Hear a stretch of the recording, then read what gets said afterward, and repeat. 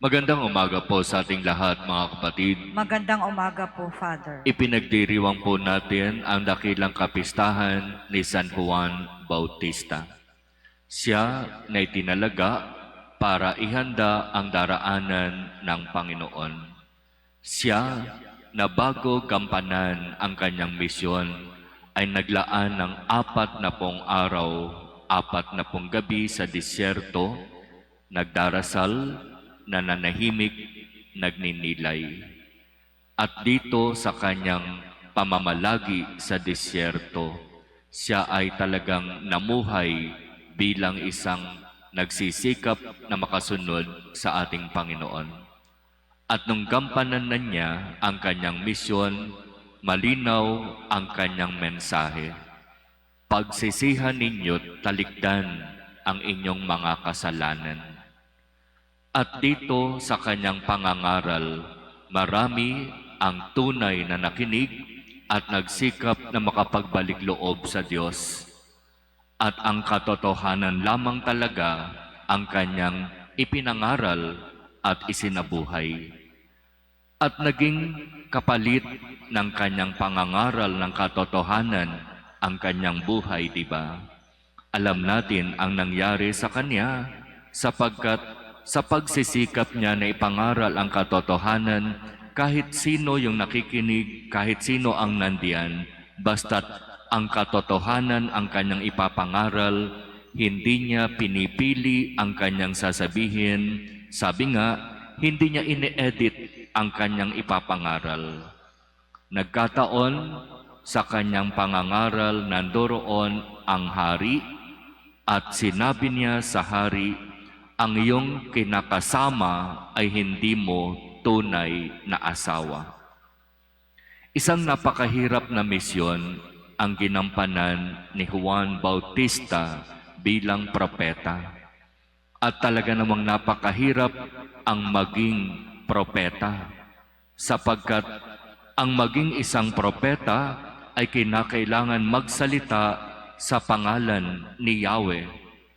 Ang sasabihin lamang ng isang propeta ay ang kung ano ang mensahe at ipinapasabi ni Yahweh.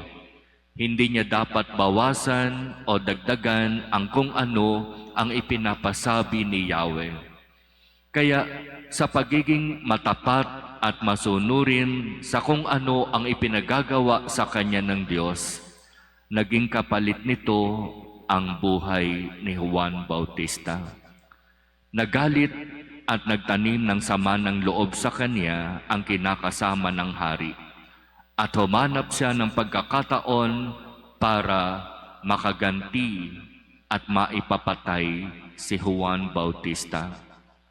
At nangyari nga na nakakita siya ng pagkakataon at sa madaling salita, hiningi niya ang ulo ni Juan Bautista. Sasabihin ba natin na dahil sa pangyayaring ito, ayan kasi, hindi naging maingat sa pagsasalita.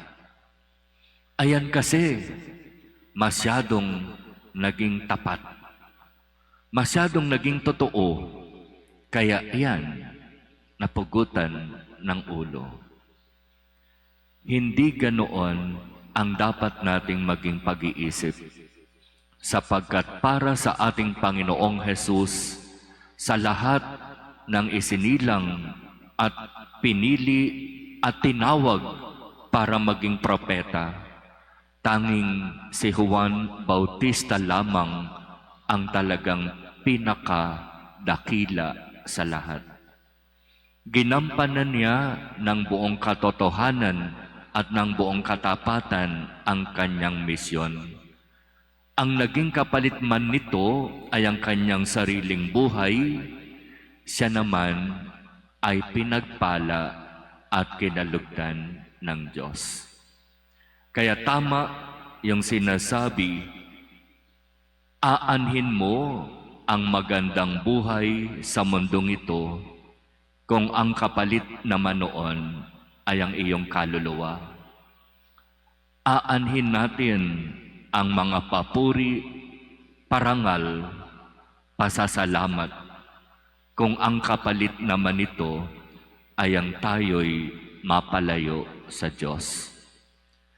Kaya kay Juan Bautista, makakatagpo tayo ng napakagandang halimbawa kung papaano mamuhay bilang mga nagsisikap na makasunod at makapaglingkod sa Diyos. Kay Juan Bautista, makakaasa tayo na katotohanan lamang ang kanyang sinasabi at sinisikap isabuhay.